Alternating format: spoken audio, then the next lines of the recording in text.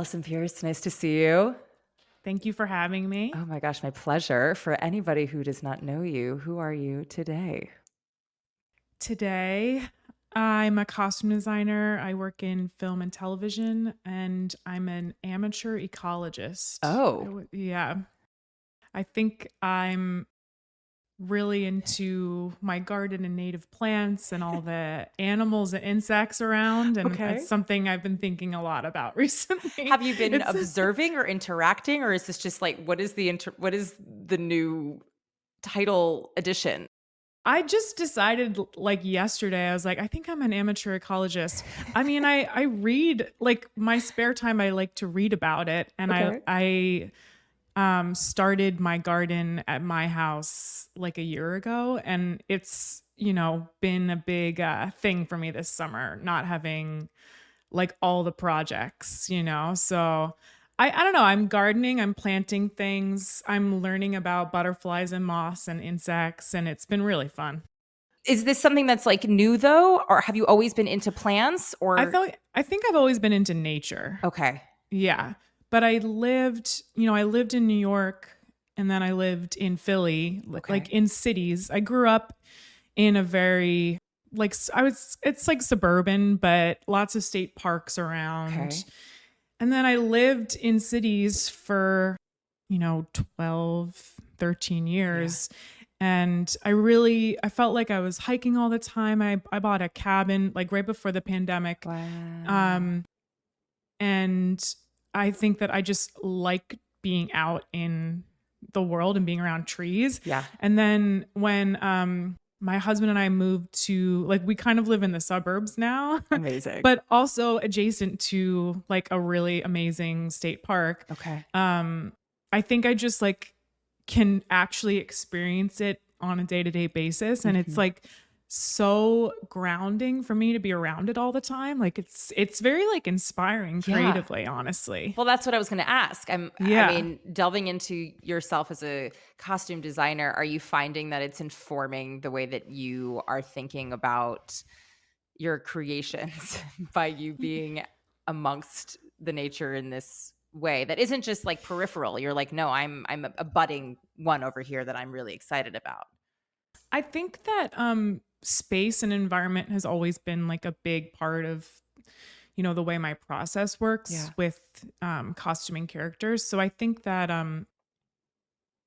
it was always kind of in the background. I've found that I've chosen scripts and chosen projects based on where we're shooting it a lot, Okay. because if I am not inspired by the landscape and the environment, then um like I'm physically going to have to be in that space, and I'm going to have to come up with characters that make sense there Yeah. and that are like inspirational for me and for the audience. And if it doesn't resonate with me, then, why would I do that project? Ooh, juicy, juicy. I mean, from my perspective, I would never, and this is why you're here in the space, by the way, because I would never have been like, oh, you know what? Yeah, I'm going to have to be on location. And therefore, if I'm inspired by that, then why would I bother being there for this period of time? That Yeah. tracks to me. Um, I'm curious how you became a costume designer, and then we can go more into your process as you create.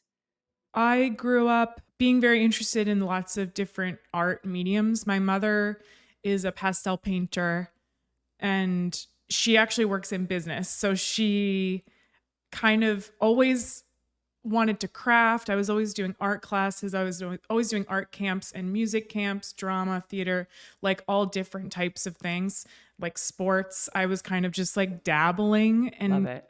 my mom recently was like, well, you have to just try lots of different things to see what you like. I remember going thrifting with her, like at the Salvation Army and the Goodwill. My grandmother was actually a tailor Okay. professionally.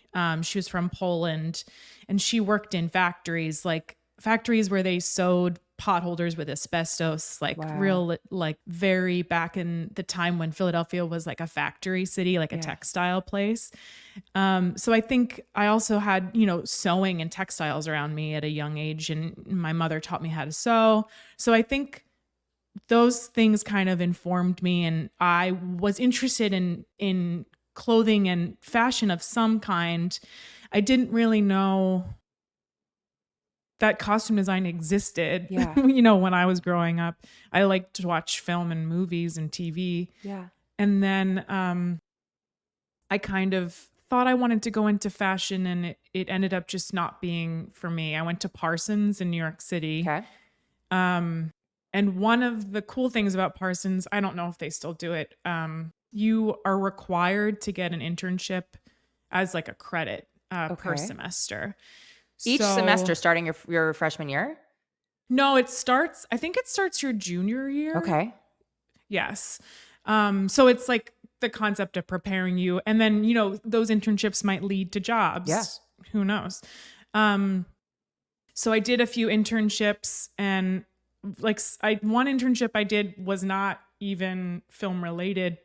It was for the Fader magazine. Okay. And because I've always really been into music, and Yeah. I really loved that. And at the time, this is so bad because, they would never get away with this now, but their graphic designer had left, and I knew graphic design. So I was Unreal. like designing like some of their 7 inches and God. like their party invites and stuff. You're like, I'm here to do this, but I I was guess, like yeah, I can become your 20. entire marketing Yeah. team. Sure. Like, why not? It was funny, but really, really fun, like a really cool internship.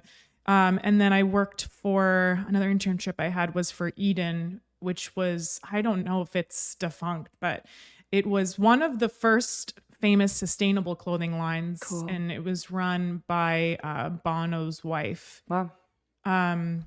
And that was really cool, but that was working for like the sales team. And I thought I wanted to do fashion, and, working in sales and fashion is just like working in sales. Like it's not even with a sustainable line, I guess. I don't know. Anywho, that was sort of like the beginning of me being like, I don't know if fashion's right for me. Okay. And I had friends at Tisch, and they were in film. And then I started to like learn about, what filmmaking was, and see these, my peers kind of making their own art and making film in like a different, like making art in a different medium that I had never really been around. Yeah. And when you were on sets, I imagine with them, were you doing like their student films with them as you were starting Yeah. out? And that was kind of like, oh, no, wait, this is something that I can use as a transferable skill. And now I actually enjoy being in this environment. And that clicked in that way. Yeah, I think the gear was really interesting to me. Like at Tisch, they have access to, crazy, really cool gear. Like they were shooting on film. They were, 21-year-old kids shooting on these like cameras from like the 40s. Yeah. It was really, really cool.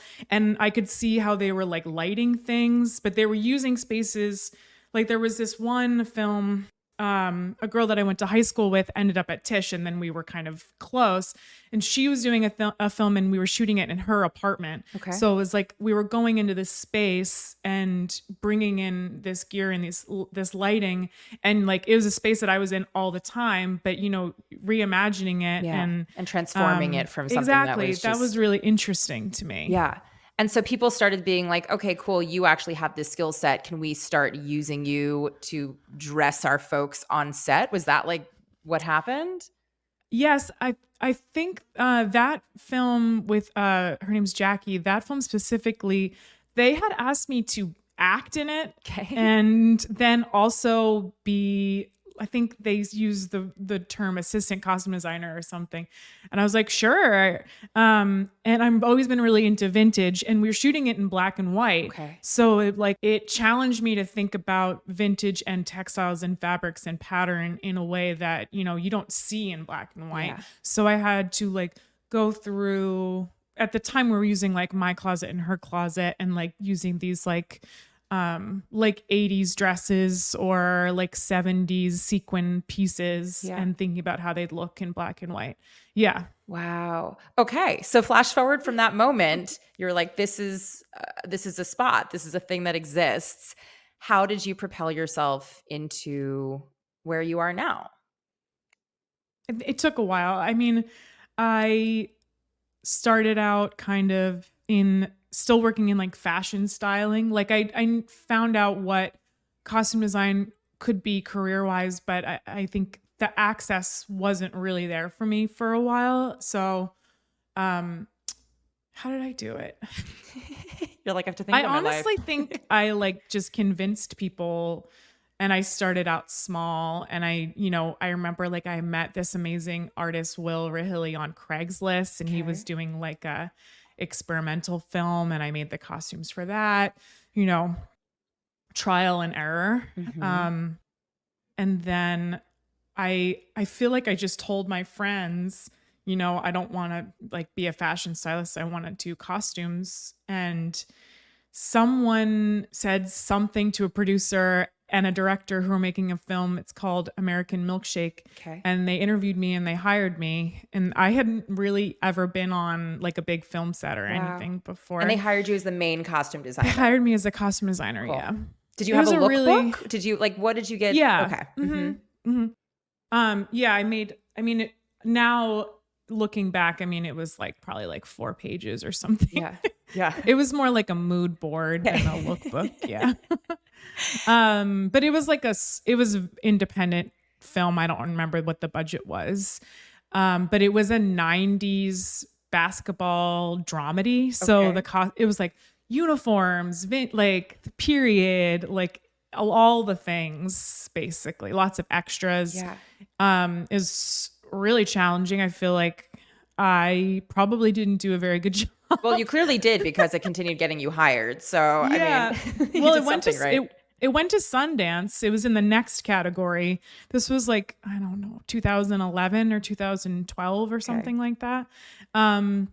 So I feel like I also met a lot of really amazing people on that set.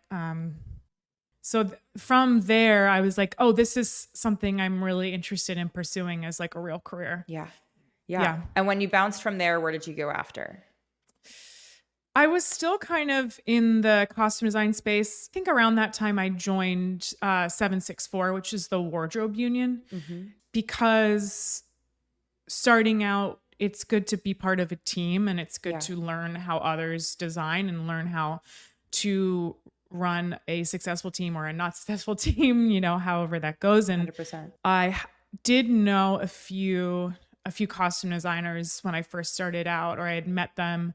And so I was like a set costumer for many years, and I got For health people who don't know what insurance. that is, what is a Yeah. set costumer versus, say, a costume designer? So a set costumer is part of the team in the wardrobe world.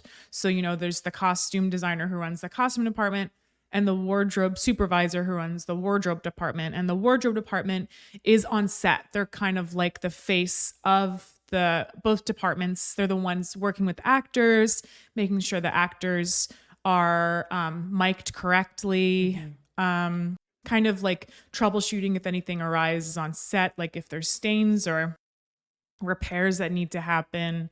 And it's like everything like involving prepping the costumes, making sure they get turned over and washed. So really just like being on set all the time and making sure the costume designer's vision comes to life and Right. working with them to make sure everybody's happy. I mean, I found that trying to learn what every role is in my department has been really valuable for me, because then I know what it's like to manage those people and those members of the team, Yeah. because the costume designer is the leader. And if I don't really know what the tailor does, then how can I ask them to do anything, or what can I expect product wise Yeah.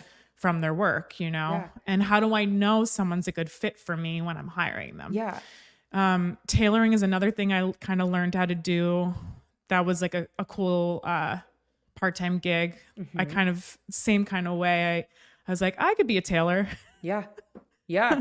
Yeah. Oh my God. Okay, wait. So this is helpful for me. If I were, let's say I had a massive budget and we were on a big budget film or a TV set that had access to all the departments that would fall under costume categories, from wardrobe to costume to set, like all of those things, what would be the potential positions available? There's a lot. So both departments you're thinking? Yeah, just Yeah. like for people to understand this angle of a team of a crew Yeah. and really all the positions that are in it. I think of it in terms of, say, like if we were talking about it from theater and you have the music department, you have your music director, you also potentially have an orchestrator, you also potentially have your, assistants, you have like all of the different positions, because people kind of create a monolith of like, oh, well, they're just in costumes. It's like, well, actually, Yeah. no, There's there's one like, person. Yeah. yeah, no, there's like specialties that go into this. So what are the Right. possible, I mean, I know there's like a breadth of positions that run between, but like the main bullet points. Um, so in the costume department, it's costume designer, assistant costume designer. Often there's multiple assistant costume designers. Mhm. And then, as needed or full time, you have shoppers who are just strictly out there shopping based on what the needs of the designers are. Okay. And then within that department is also the costume coordinator, who is in charge of the budget and managing all the receipts and the returns and kind of working with the design team to make sure you're on projected budget per character. Okay. And then there's costume PAs, of course, who are very important. They're kind of generally doing day-to-day things. So they might be checking in items that the shoppers are purchasing, or doing pickups maybe from like fabric shops. Okay. Maybe there's a rental pickup. They don't do the pulling themselves, but they'll go pick it up. Beautiful. Then I mean, the tailor, I guess, is technically in the wardrobe department because they're in the wardrobe union. So then the wardrobe department, without a really successful wardrobe supervisor, the costume designer, can't implement any of the designs.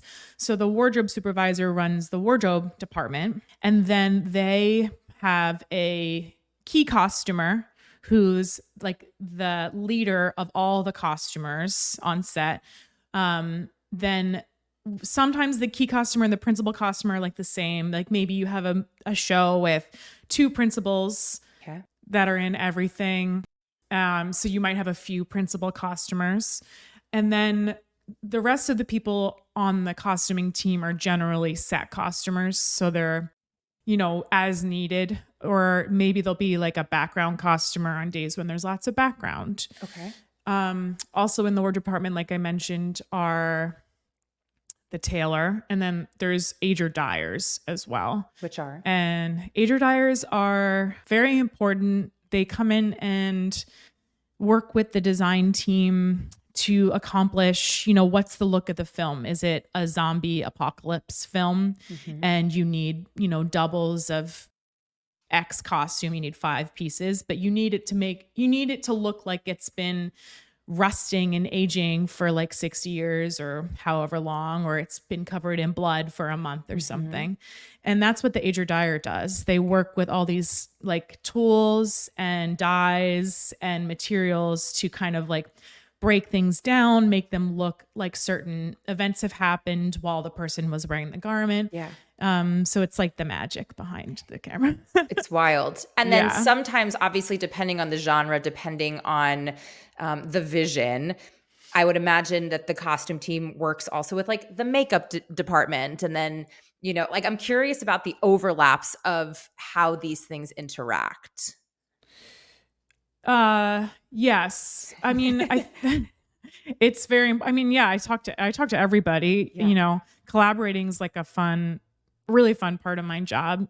I mean, I definitely talked to the makeup designer early on, but yeah, I mean, like if there's a day that's coming up and we know like maybe there's an intimate scene and an actor has to take a garment off. Mhm. We're working with the makeup designer and the hairstylist to understand what that's going to look like. Yeah. What's the garment that they're taking off? Yeah. Is it like white? Is it going to get really covered in makeup? Yeah. Those are like the kinds of like technical things we discuss before a scene like that. It's wild because I think so many of us, and I'll speak on behalf of myself, take for granted that when we watch it on like on film and you just see it in front of you. You don't think about like, oh, right, this person literally spent hours potentially in hair and makeup, and now they have to remove a garment. And if that comes off in a certain way, then it will get makeup on this garment, or it'll move the hair in a way that is like, now you're going to have to edit it in post. Like, I don't think about it because it should feel seamless and it should feel natural.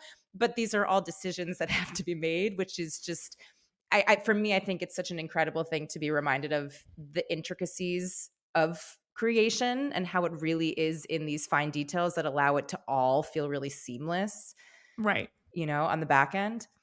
Yeah, I think that all those physical movements in a script and for a character can really inform the design process Mhm. for me. So I think it's really important for me to speak with, the director, the actor, and be like, what are you thinking for this scene? Yeah. What's the potential blocking going to be? Yeah. Because then I can make choices and decisions costume wise that are gonna, be the most comfortable and look the Yeah. best, make the most sense for the character, Yeah. When you're brought on for a project, now that we're like in present day, when you're brought on Yes. for a project, is that, do you sit down with the director? Do you sit down with the creative team? They tell you the whole thing that they're envisioning, and then you go off inspired and live your best design life? Is it more like you were pitched this project, they've given you the overall without the nitty gritty, you come back and at a meeting you all just share what you share? I guess depending on who you work with, maybe this process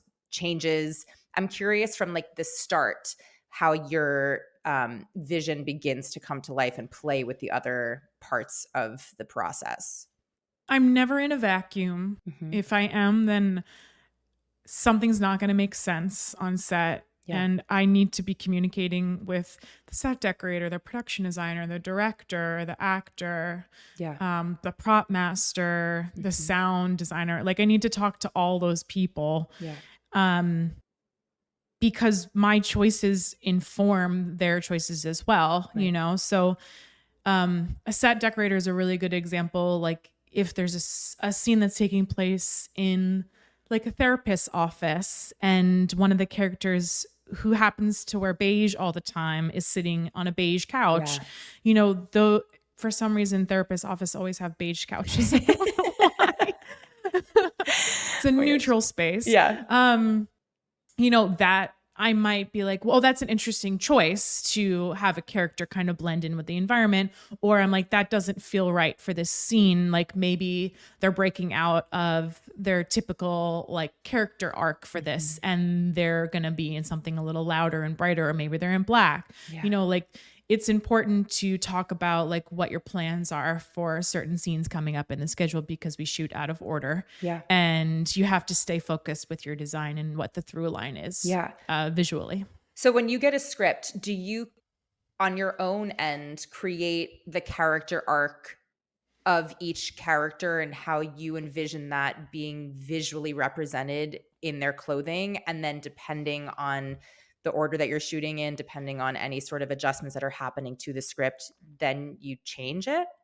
Um, I mean, I usually come up with an arc for each character after I read the script. I'm like, okay, well, this is our hero, and she goes through a really emotional transformation, and how would this affect her physically? Yeah. How would it affect her dress, or how would it affect her overall look? And what does that mean for me?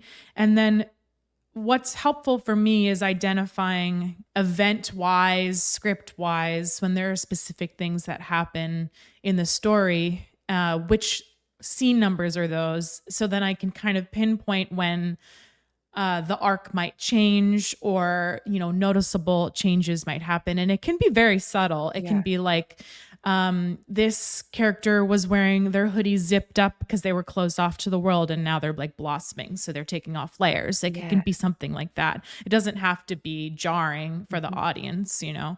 So when we shoot out of order, just like kind of making like a roadmap to how to make that make sense when you're not shooting for design, you're shooting for time and location and Yeah. camera. Yeah. It's such a cool thing to talk about with you in this way because, again, like what I said earlier, if we're watching when I watch TV, I'm not necessarily thinking about these things. I'm coming at it from an actor's perspective and just like watching their acting choices.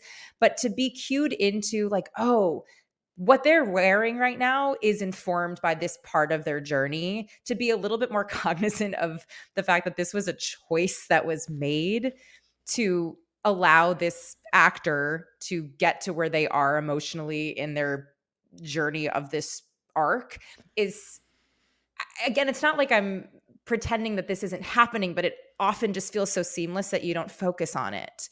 And is such that is the brilliance of what it is that you do, which is like, if this is all gelling together, it just becomes yet another element that feels like it's so a part of this character's identity and how they live and move and breathe in the world. I think the other thing that was so interesting to hear you talk about was the textural element, the lighting element of it, how I would imagine, if I have something that is velvet and I'm having a certain kind of light shining on it, the reflection of that velvet in the light will, of course, be captured on camera.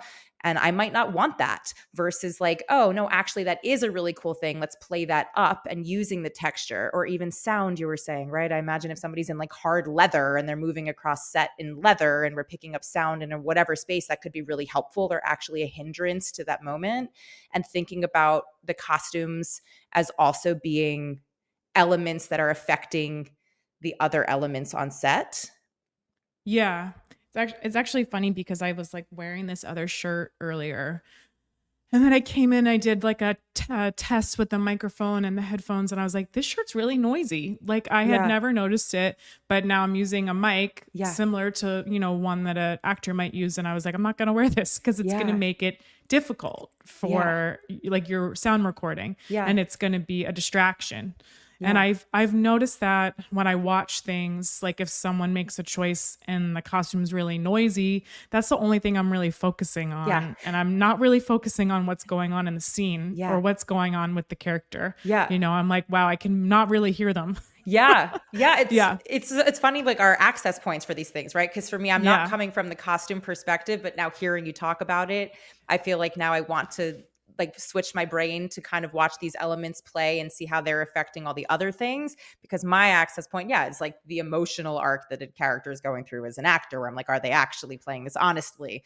But Right. thinking about all the other stuff too, that could be really helpful or not to an actor, and just and or just the process of watching a creation happen. I think it's a fascinating element of costume design that frankly I haven't thought about, because I'm viewing it as a visual medium as opposed to all these other things. I'm curious, on a timeline, say with like SNL, which I know you've worked at, where there's like, it's a fast pace. We change these. It's not like we're going and building for 3 months to create a feature film. Mhm. Does your process change when you're in something that's so quick? Is there more flexibility? Is there actually more rigidity? Sketch is a beast all into itself. Yeah. With sketch, you usually have to go for like what's the quickest beat and what's going to read really fast. Whereas like you mentioned, if you're designing for a feature, that person might be on camera in that costume for like 10 minutes, Yeah. and you can see all the subtlety and you can see how it interacts with the space and with the character. And it might have like layers to it. So I think with sketch and SNL, I learned to make like much faster decisions. And I think often trust my gut and just trust what my instincts are about like what a character should be and what they should look like, and Yeah.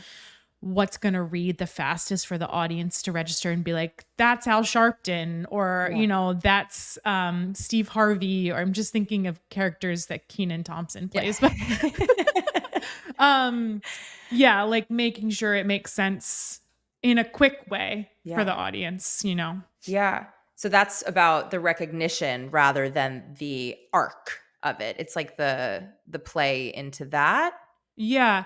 I mean, I think sketch is more to me about about like a quick read and also parody. And parody is not really about an arc. It's more just about seeing something in the world, whether it be like a musician, like a pop star, politics, or Mhm. whatever, and doing the research in detail about what that person looks like Yeah. and then completely recreating it seamlessly. So there's no doubt in the audience's mind. And like hair and makeup are so important, Yeah. aside from the actor acting this way, Yeah. so that that's who the character is supposed to be. That's it. Like there's Yeah. no question. Yeah. Do you enjoy the pacing of sketch work more, less, different than something that is, say, a feature where you have a lot more time?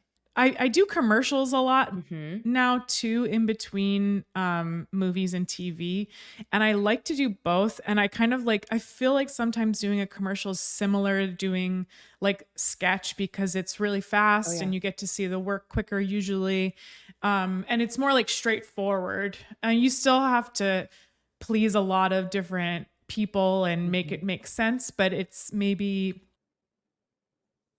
like a quicker process for Yeah. me. Okay. I don't know that I guess I do know. I think I prefer features in television. Yeah, because Because yeah.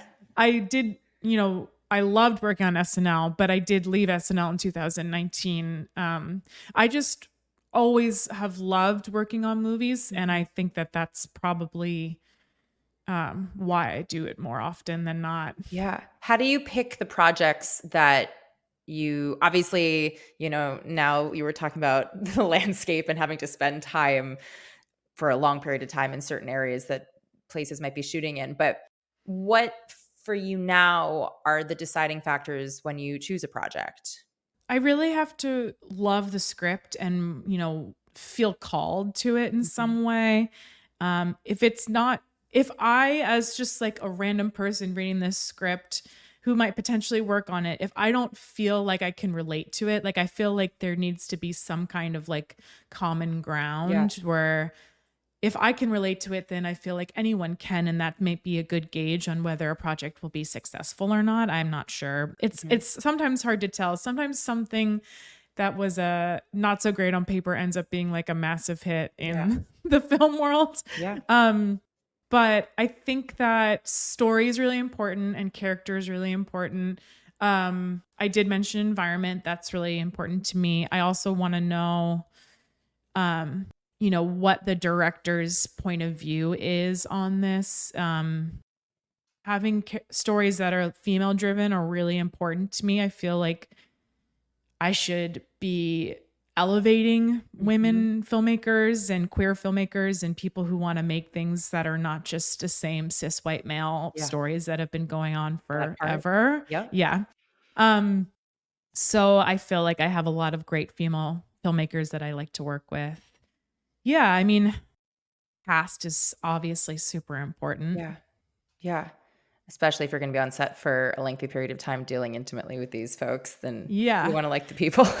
Yeah, and I mean, the most like successful actors in most of the time are the ones that work really well with their crew and are like wonderful on set and are great collaborators, and I feel like that's important information. Yeah. Am I going to be able to really feel freedom creatively if I'm working with an actor who maybe is notoriously very picky? Yeah. Those are important things to know. Yeah. You had also spoken a little bit about, your desire to and involvement with moving towards a more sustainable way of dealing with costume design. I'm curious how that factors into your choices. If you come in being like, "This is something I want. Is there a budget for this?" Like, how do you factor that into your project decisions? It's just like a way that I live my life, and if I don't put it into every aspect, including my career, then I think I would feel like a fraud, Yeah. honestly. Yeah. So the last project that I was able to implement sustainability, I don't think I mentioned anything to any like the producer or Wow. anything. I just like, it was my budget and I decided to use it in a certain way. Yeah. I didn't really like process wise. I think that there was probably more thoughtfulness put into the crew and the human manpower Yeah. that is like involved with making costumes and making them special versus spending, $10,000 at Saks Fifth Avenue or whatever is the Yeah. easy way out. Yeah. Anybody can do that. And I think it's good to flex and try new things and challenge yourself. Mhm. And filmmaking is always just troubleshooting, in my Mhm. opinion. So I think it's like, why not try to make the world better with like the small little, place that I can implement. Yeah. And are you bringing the same intimate team with you per project, or are you usually assigned it depending on I usually hire people. Yeah. okay. Do Mhm. you have, like, your people that you love and that you stick with, or do you have, like, a rotation that you're like, "Okay, I've worked with them last project, I'd love to working now with this person?" I think kind of both. I mean, I'm like I'm always open to meeting new people. Yeah. My wardrobe supervisor, I've done a few projects with. Marin Reese is really wonderful. We've done 2 movies together in the last few years.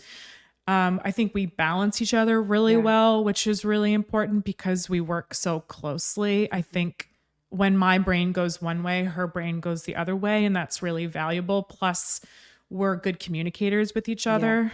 Um, and Ricardo James, he is a key customer I've also had on a few films that I really love.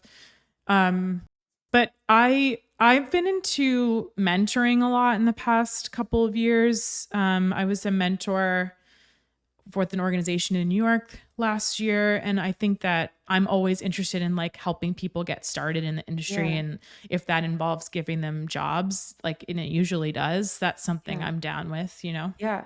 Well, that leads me to my next thing is like, let's say somebody happens to be really, really good at sewing, or somebody's really interested in sustainability, or they're like really loving to thrift and they're all about costumes and whatever. And they haven't necessarily thought, oh, wait, this is something that I could do. And now they've heard this podcast and they're excited about the prospect of this being a pathway into this creative space.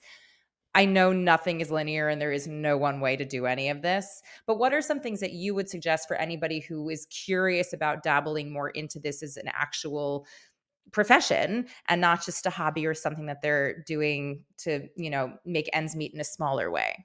There are usually resources within like unions, like my union has resources, and I'm in local 829, Mhm. for people who are interested in learning about, what someone who's a costume designer might do. Yeah.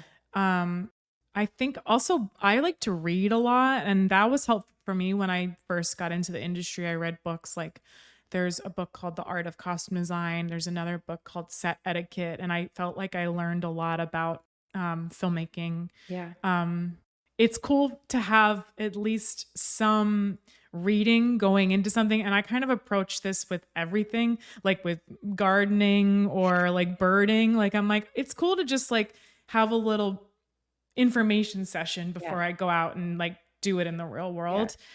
Um, Also, I think that not everybody has a network, but maybe if you know someone who knows someone and you just want to ask them if they'd like to get coffee or ask them if they're around to have like a quick meeting or a phone call, that's usually a good way to approach it Yeah. too. I mean, people have done that to me many times, and I'm always open to talking to someone. Yeah. It doesn't cost me anything to Yeah. have a 30-minute conversation, and maybe I could help someone. Yeah.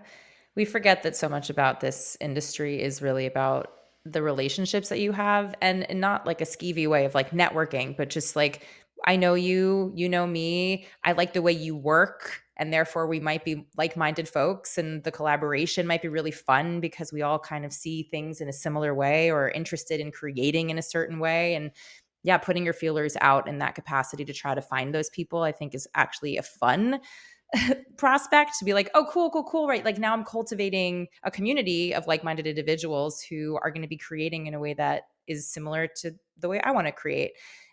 It's also just, I would imagine you really learn best when you're on set. I think that's what's so hard is like depending on what project you're a part of, the set will be run differently, the different people in place will be running things differently, and how it works will be different. So it's like you can't teach it until you are there, but having the foundational stuff from maybe these books will be like, okay, at least I know what I'm playing with, and then I can be adaptable from whenever I get into that space.